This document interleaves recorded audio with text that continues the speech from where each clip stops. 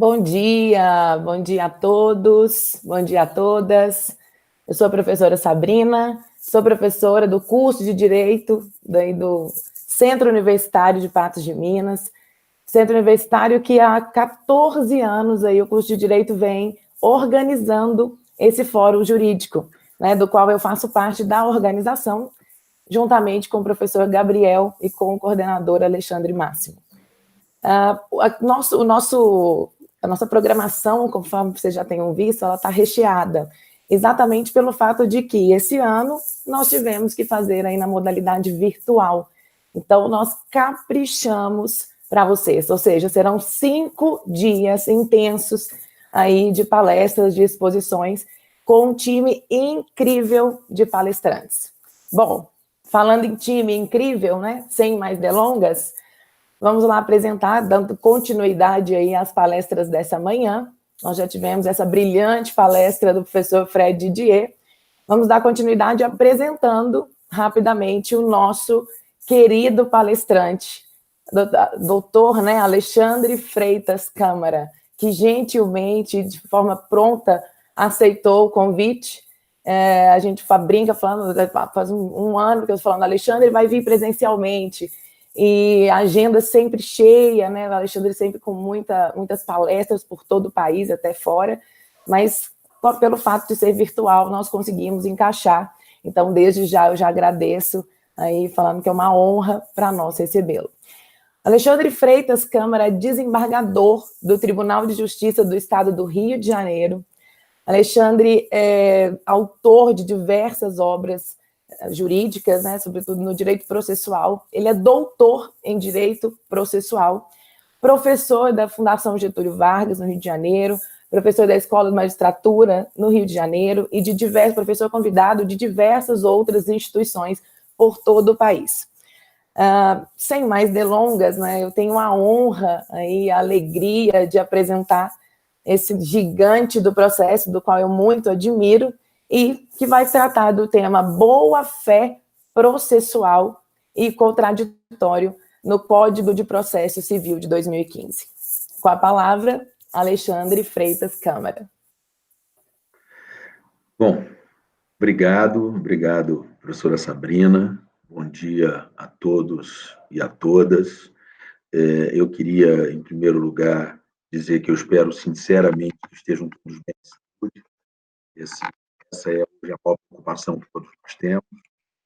Queria dizer que, para mim, é uma alegria participar desse encontro, ainda que não presencialmente. Eu estou devendo uma ida presencial a Patos de Minas já há algum tempo. A professora Sabrina vem tentando conciliar a minha agenda com esse fórum permanente. A gente ainda não tinha conseguido. Esse fórum se realiza anualmente. Dessa vez, como é virtual, a gente acabou conseguindo, foi mais fácil. E a gente agora quase tem o dom de estar em todos os lugares ao mesmo tempo, estando sempre dentro de casa, né? Eu estava até há 20 minutos dando aula no Rio de Janeiro, e agora, em 20 minutos, cheguei em Patos de Minas e estou aí podendo dar essa contribuição para esse fórum. Fiquei muito honrado com o convite, Sabrina. Mais ainda quando eu vi a seleção que vocês escalaram. Eu sou um carregador de piano perto desses craques que vocês escalaram. Meu queridíssimo amigo Fred Didier Júnior, que abriu o fórum. Professor Lênio Streck, que é um professor de todos nós, meu amigo há quase 30 anos, e vai estar aí com vocês também. Mas, enfim, sem mais perda de tempo, porque o tempo também não é tanto, não é ilimitado, me foi sugerido que falasse para vocês sobre a boa-fé no processo civil à luz do princípio do contraditório, já que são dois princípios que se relacionam muito diretamente. Vejam, a gente pode começar dizendo que o princípio do contraditório, está lá no artigo 5º, inciso 55 da Constituição, é a característica essencial, é a nota característica essencial do processo como nós o conhecemos hoje no Brasil e nos Estados democráticos em geral. Quando a gente fala de processo, seja o processo jurisdicional, seja o processo administrativo, seja, enfim, que tipo de processo for, nós estamos necessariamente falando de um processo que se desenvolve em contraditório. E o que é o contraditório? Numa tentativa muito simples, muito singela de explicá-lo, nós podemos dizer que contraditório é a garantia que tem os interessados no resultado de um processo de que vão poder participar desse processo e exercer influência no resultado. É que, modernamente, a gente vê o processo como uma comunidade de trabalho. O processo não é algo que pertença ao juiz, nem algo que pertença ao autor, nem algo que pertença ao réu. E aqui, claro, olhando fixamente para o processo jurisdicional, o processo através do qual o Estado exerce atividade jurisdicional. O processo não é do juiz, não é do autor, não é do réu, não é do Ministério Público, mas o processo é formado por uma comunidade de pessoas, uma comunidade de sujeitos, que são basicamente esses aos quais eu me referi, que juntos constroem o resultado do processo. Tanto que há um dispositivo no Código de Processo Civil, o artigo 6º do Código de Processo Civil, que diz que todos os sujeitos do processo têm o dever de cooperar entre si, para que se obtenha, em tempo razoável, uma decisão de mérito justa e efetiva, o chamado princípio da cooperação. E ele está aí para, de alguma maneira, permitir que a gente entenda melhor como é que funciona essa lógica do contraditório. Né? Quem produz a decisão, quem profere a decisão é o juiz. Quem julga é o juiz. Mas o juiz não constrói a decisão sozinho. Ele precisa que outros sujeitos atuem junto com ele na construção desse resultado. O autor, o réu, o Ministério Público, nos processos em que ele intervém, enfim, todos os demais atores do processo, todos esses outros sujeitos vão juntos construir o resultado do processo. Existe, então, isso que eu chamei aqui de comunidade de trabalho, em que todos participam juntos da construção do resultado.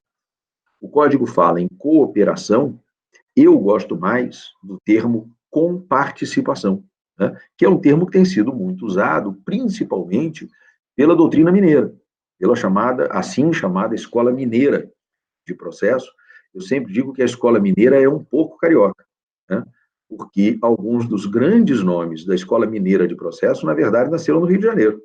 Como é o caso de Lopes da Costa, que foi o fundador da Escola Mineira de Processo, que nasceu no Rio de Janeiro.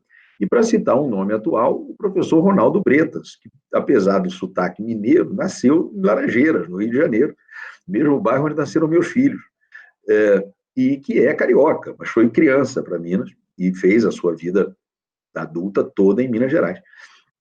E eu tive a honra de ser orientando dele. Eu fiz o meu doutorado na PUC de Minas Gerais. Então, a Escola de Minas virou uma escola meio mineira, meio carioca, com o tempo, para orgulho meu.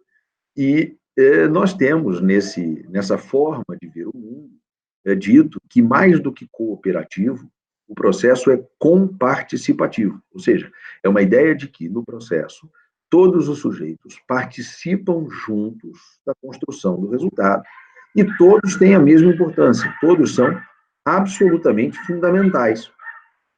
Porque, vejam, não adianta achar que o juiz constrói o processo sem as partes, mas as partes sem o juiz também não conseguem nada. Então, todos têm rigorosamente a mesma importância e todos participam juntos da construção dos resultados do processo. Por isso, um processo que é comparticipativo. Muito bem, então, se nós temos essa comunidade de trabalho e todos vão participar juntos, daí nós vamos extrair uma consequência muito importante. É que todos os sujeitos do processo vão estar, e aí eu vou me permitir usar uma expressão vulgar, simples, nada técnica, mas todos os sujeitos do processo vão estar de olho no comportamento dos outros. Porque, ao longo do processo, se todos nós, sujeitos do processo, vamos participar da construção dos resultados, então nós vamos ter, ao longo do processo, condutas, comportamentos. Nós vamos fazer as coisas. Só que no direito, o modo como um sujeito se comporta gera nos demais sujeitos confianças, expectativas. Então, se eu e a professora Sabrina temos algum tipo de relação jurídica, e nessa nossa relação jurídica, ela tem padrões de comportamento, isso gera em mim uma confiança de que eu posso esperar dela outros comportamentos que sejam coerentes com os que ela já teve. E esta legítima expectativa, esta legítima confiança, é algo que o direito protege. Vem daí, então, a ideia de boa-fé objetiva. O princípio da boa-fé objetiva é um princípio que nasce no direito privado, mas ele encontra um campo muito propício para se desenvolver no direito processual. Porque no direito processual, como nós temos esse processo que a própria palavra já nos dá essa ideia de algo que vai se movimentando, que vai se desenvolvendo, né? Para quem está começando agora e ainda não começou a estudar processo na faculdade, ainda, eu sei que tem gente que está aí nos primeiros períodos e ainda não teve a sorte de ser aluno da professora Sabrina, mas vai chegar lá. Processo é uma palavra que vem do latim procedere, que significa andar para frente. Então, quando a gente fala de processo, a gente está falando de algo que se movimenta, vai se desenvolvendo. E vai se desenvolvendo pelos comportamentos, pelas condutas dos seus vários sujeitos que vão praticando diversos atos. E como eles todos participam juntos, formando uma comunidade de trabalho, então o modo como um se comporta vai gerar nos demais essa legítima expectativa, essa legítima confiança que o direito necessariamente protege. É disso que eu estou falando, né? Dessa proteção da confiança legítima. Dessa proteção da confiança legítima que a gente, no direito, chama de boa-fé objetiva. E aí, se vocês olharem o artigo 5º do Código de Processo Civil, ele vai falar sobre o princípio da boa-fé. Né? O artigo 5º do CPC vai dizer que todos os sujeitos do processo têm que se comportar de acordo com a boa-fé.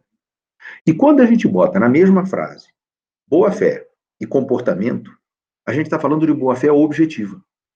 A gente não está falando de boa-fé subjetiva. Isso é muito importante. Né? Porque, vejam, quando a gente pensa na boa-fé como um fenômeno subjetivo, a gente está falando de intenções. Eu não quero te fazer mal, então eu estou de boa-fé. Eu não quero te prejudicar, então eu estou de boa-fé. Portanto, quando a gente pensa subjetivamente em boa-fé, a gente está falando da ausência de má-fé, da ausência da intenção de causar dano, da ausência da intenção de causar prejuízo. Não é disso que eu estou falando aqui. Eu estou falando aqui da boa-fé objetiva, na qual as intenções não importam. Não importa por que você fez isso.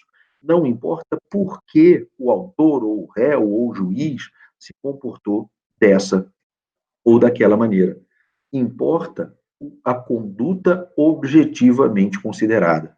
Porque a conduta objetivamente considerada gera nos demais sujeitos legítimas expectativas, legítimas confianças, que precisam, como eu disse, ser protegidas.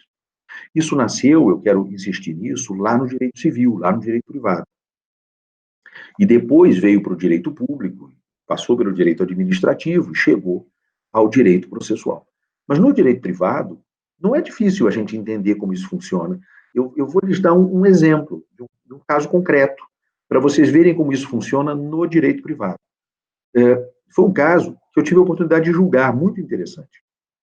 E acho que o caso concreto aqui ajuda muito, principalmente o estudante, a visualizar, né, as coisas com as quais não tem ainda tanta familiaridade prática, às vezes nenhuma familiaridade prática.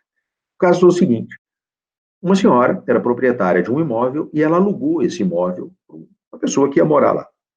Pois bem, tinha lá um valor de aluguel combinado, uma data de vencimento, e se ele pagasse com atraso, tinha uma multa prevista no contrato.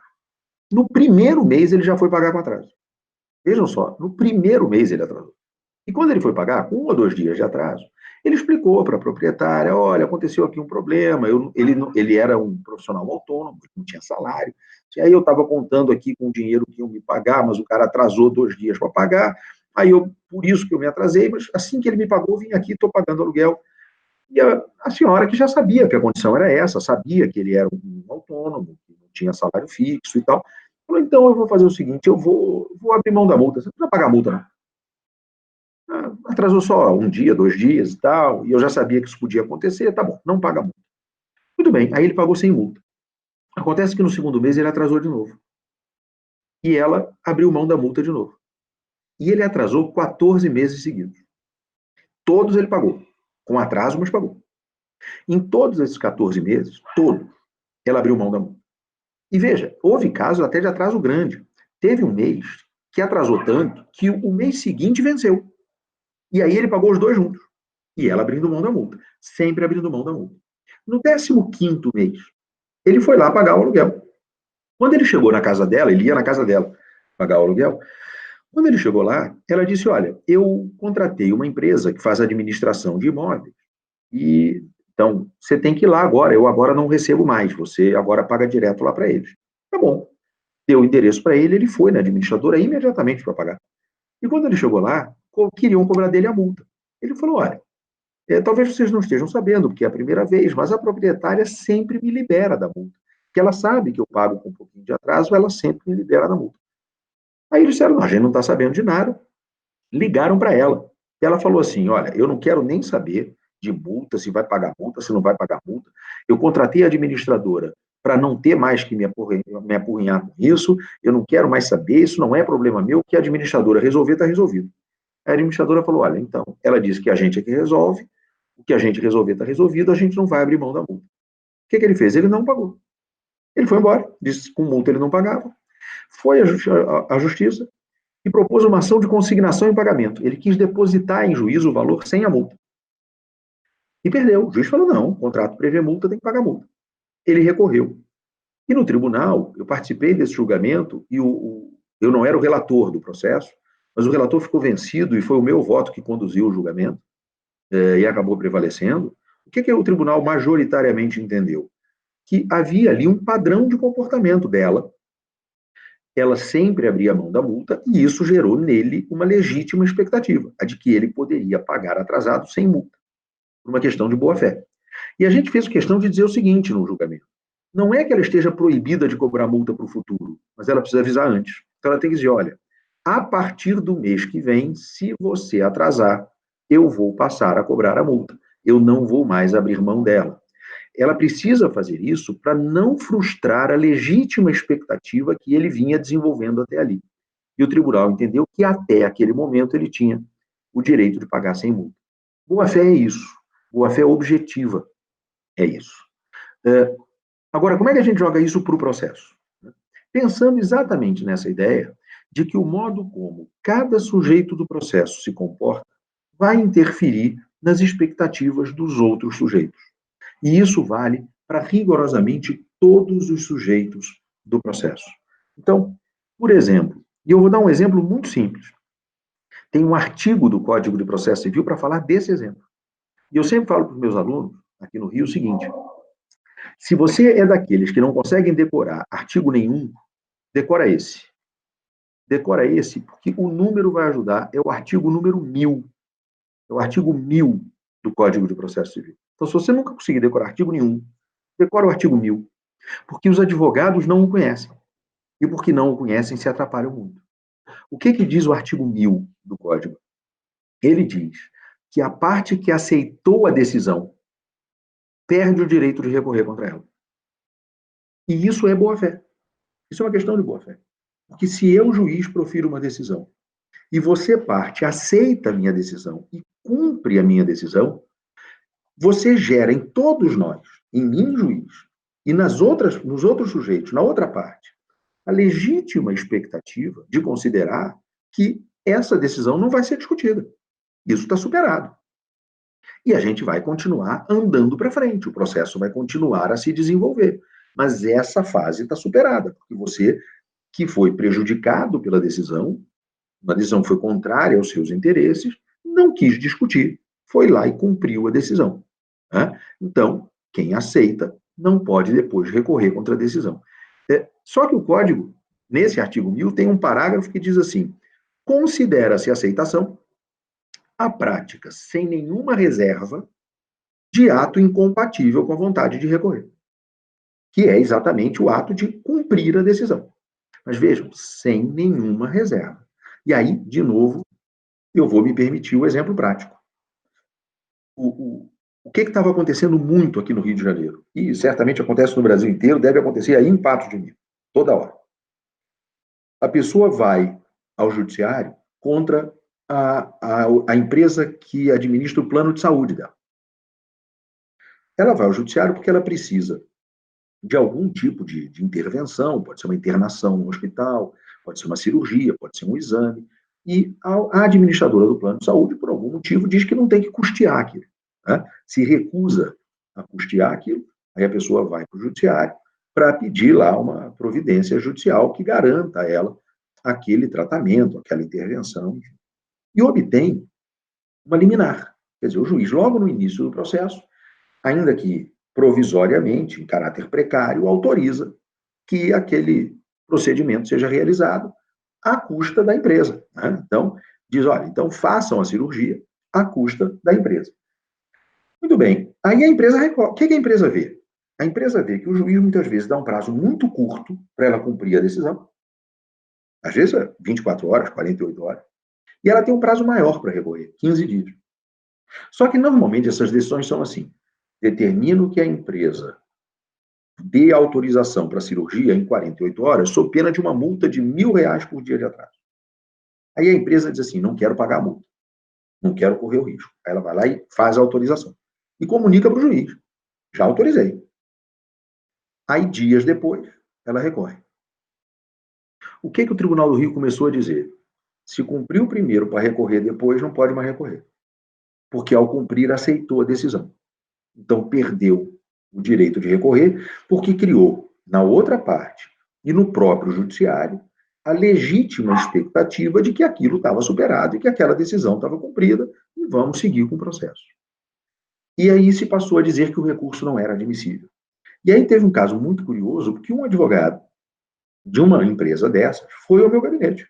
Eu tinha julgado já alguns casos do escritório dele assim, e ele foi ao meu gabinete e falou: desembargador, senhor, desculpe, mas isso cria para a empresa um problema insolúvel, porque ela não quer pagar a multa, mas ela quer recorrer. Então, olha o drama. Se ela não cumpre para poder recorrer, aí ela perde o recurso e paga uma multa enorme. Se ela cumpre primeiro para recorrer, depois o tribunal diz que ela não pode recorrer. Qual é o problema? Como é que eu resolvo isso? Eu falei: doutor, olha só, o senhor não foi meu aluno, então eu vou me permitir explicar isso para o senhor. A questão é a seguinte: a questão aqui é de boa fé. Quando vocês recorrem, quando vocês cumprem a decisão, vocês criam em todos nós a legítima expectativa de que vocês não vão recorrer, porque vocês aceitaram a decisão. E é uma questão de boa-fé objetiva. Isso é uma questão de proteção da confiança do próprio judiciário e da outra parte. Por isso que o recurso é inadmissível. Porque quando vocês cumpriram a decisão, vocês geraram em nós essa expectativa, a de que não iriam mais recorrer, e isso faz com que vocês percam o direito de recorrer. Mas veja só, nós só confiamos em que vocês não recorreriam porque vocês criaram em nós a expectativa de que não recorreriam. Era só não criar essa expectativa. Eu disse: como assim? Da agora para frente é com o senhor é o advogado.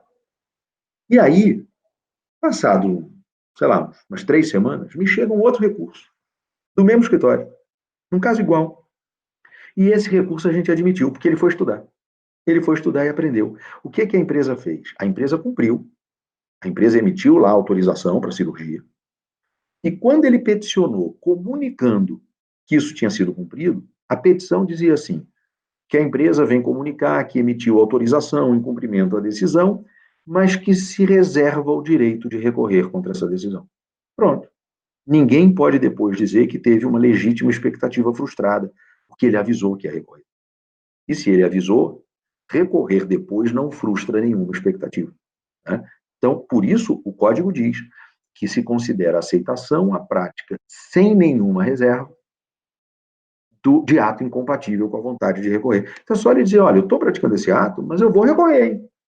E aí pronto, aí ele não criou em ninguém expectativa de que ele não recorreria. Essa é a ideia fundamental da boa-fé, a de que nós devemos proteger legítimas expectativas. Então, isso faz com que a gente tenha mais do que só aquilo que a Constituição chamou de devido processo legal, mas eu vou além, a gente tem um devido processo leal. Né? Existe aqui uma garantia de que o devido processo será leal.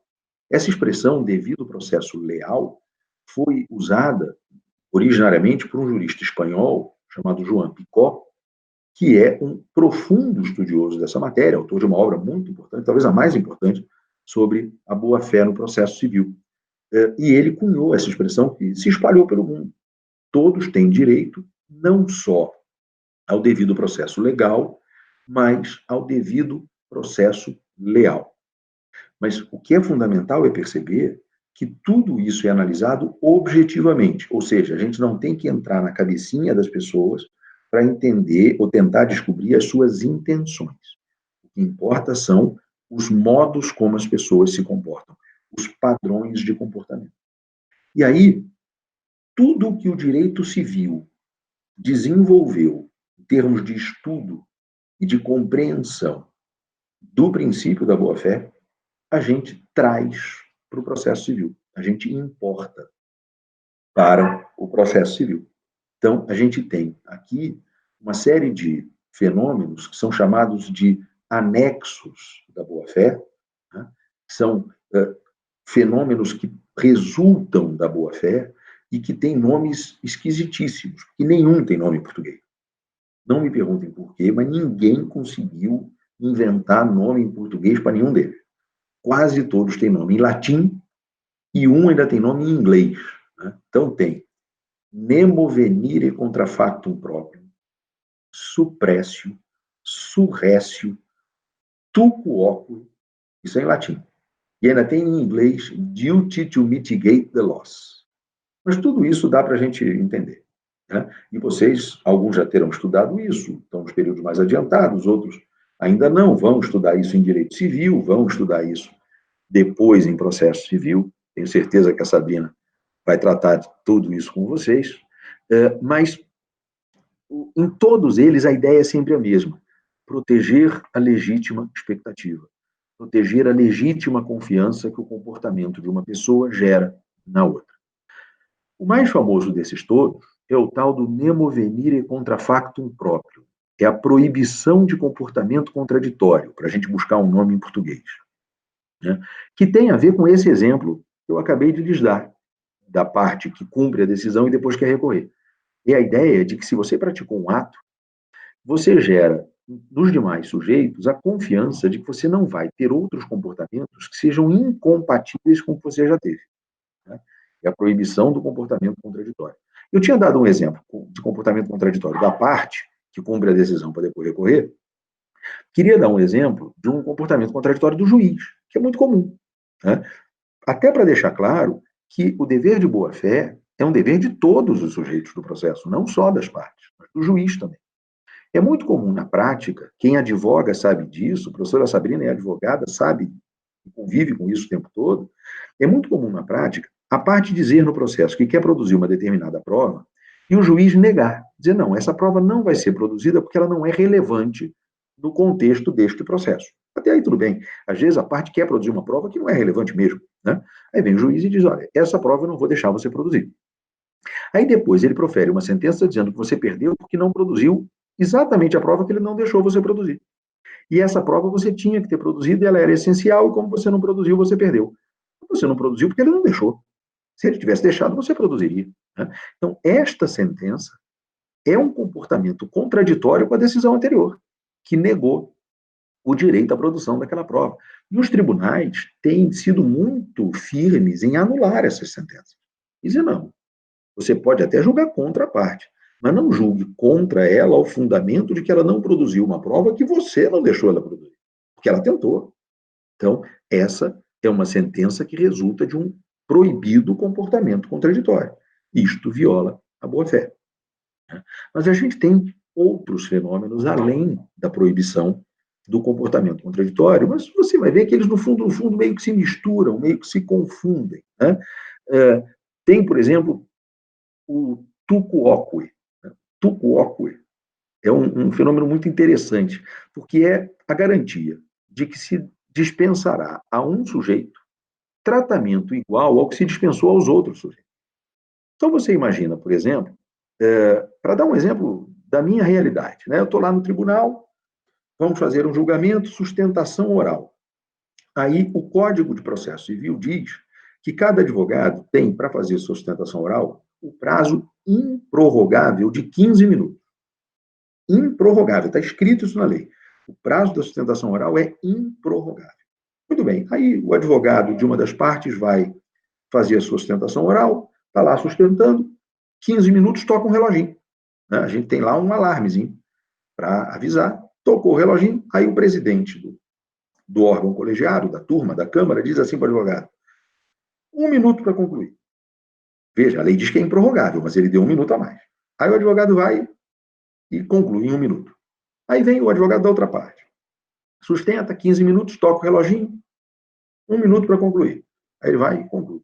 Só que naquele processo tem 5 partes.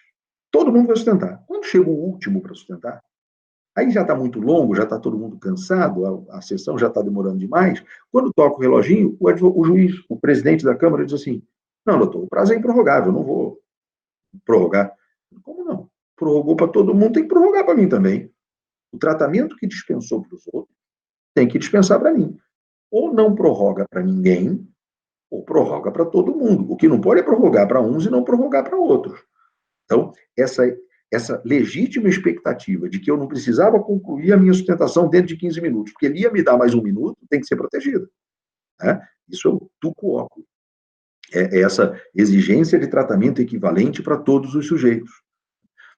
A gente tem um que eu gosto muito, que é o que não tem nome em latim, que é o duty to mitigate the loss. É o dever de mitigar o prejuízo, né? Que é um dever do credor. Isso, do ponto de vista do processo, é muito interessante. Então, vou lhes dar um exemplo prático. Você contratou um serviço de internet para sua casa.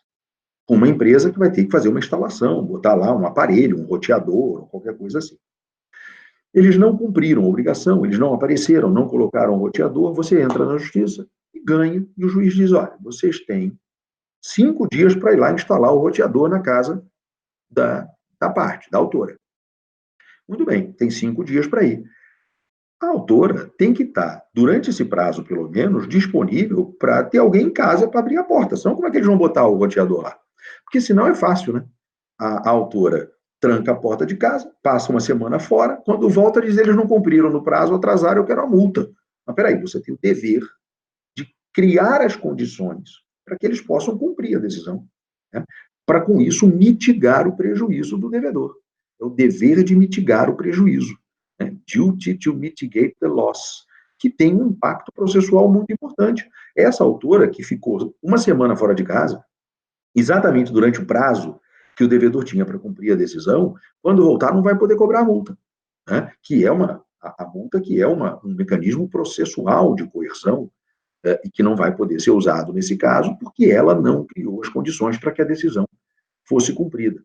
Então, nós temos aí um dever geral de boa-fé, que está ligado a um dever geral de cooperação, ou de comparticipação, e tudo isso resulta do princípio constitucional do contraditório. Então, a gente já se encaminhando para o fim, porque daqui a 10 minutinhos eu vou ter que parar, mas a gente começa a se encaminhar para o fim meio que voltando para o começo, né? A ideia de que tudo gira em torno do princípio do contraditório. O princípio do contraditório é o coração pulsante do processo. É a característica mais fundamental do processo, com todos esses desdobramentos.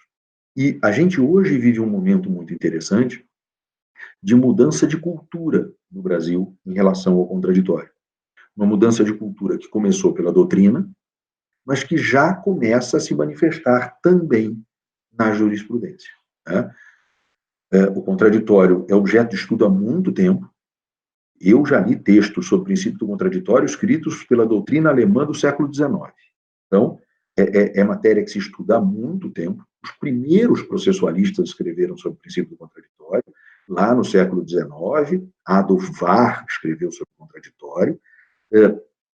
No Brasil, o maior interesse no estudo do contraditório começa com a Constituição de 88, porque foi a Constituição de 88 a pioneira em regulamentar expressamente esse princípio, né?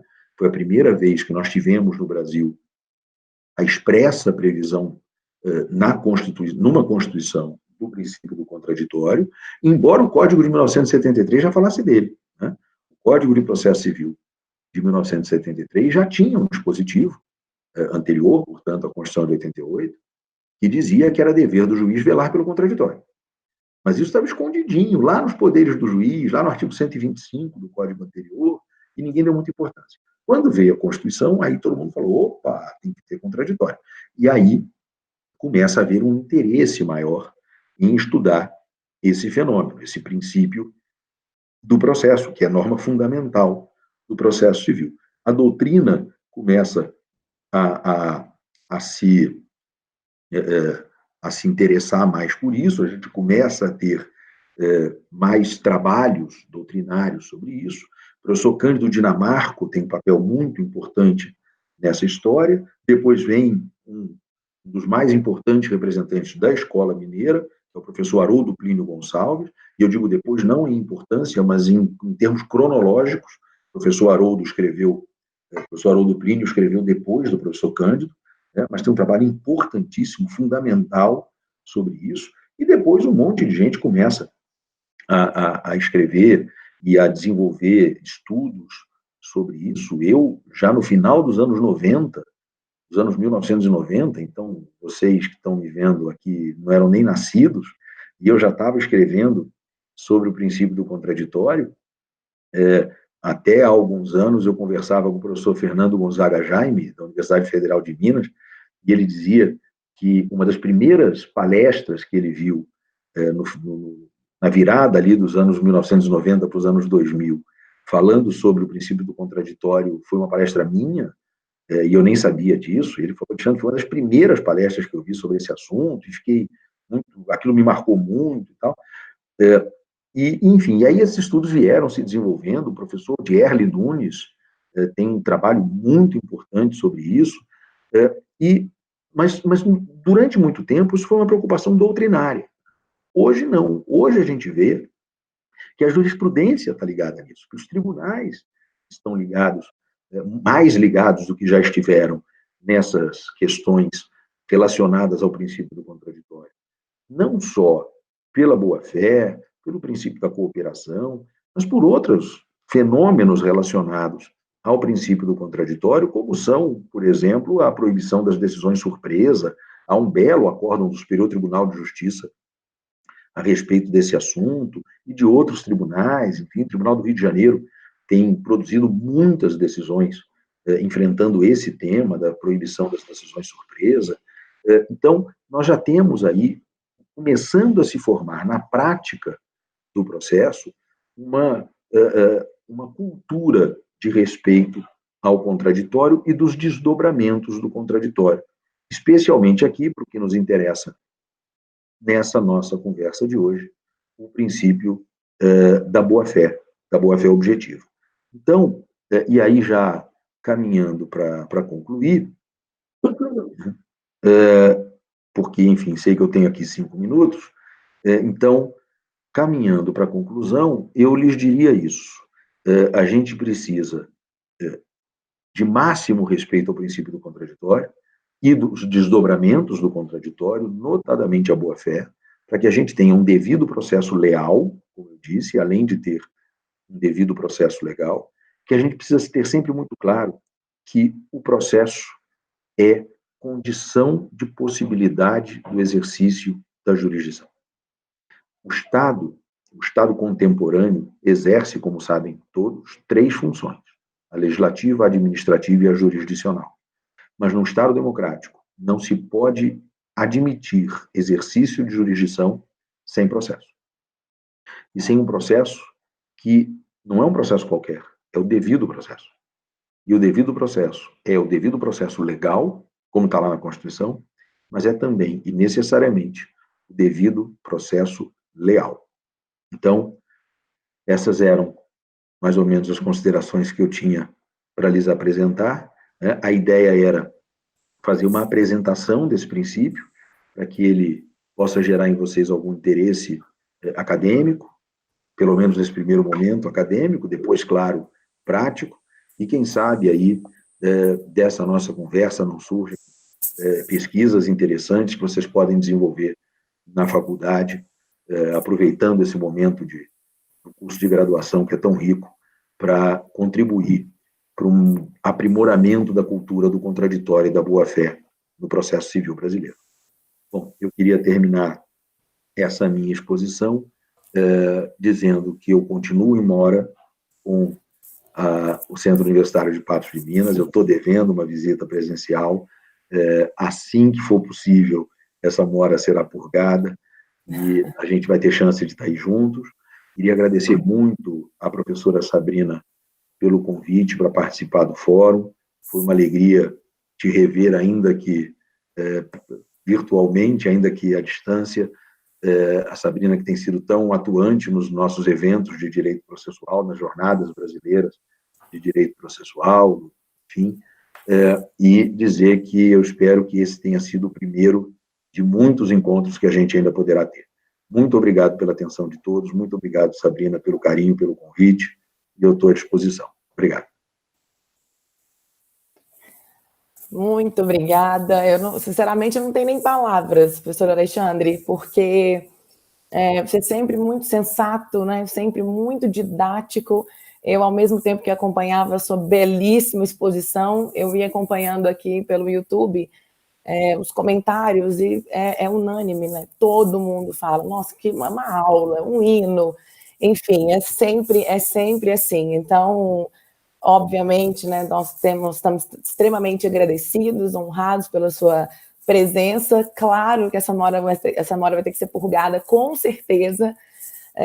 Professor Alexandre sempre foi muito... Toda vez que eu preciso do professor Alexandre, eu chamo no WhatsApp, e ele, outro dia, uma dúvida cruel sobre qual tema levar para o doutorado, né? No final do ano passado, o Alexandre, ele fala, não, pode me ligar, não tem, assim, né?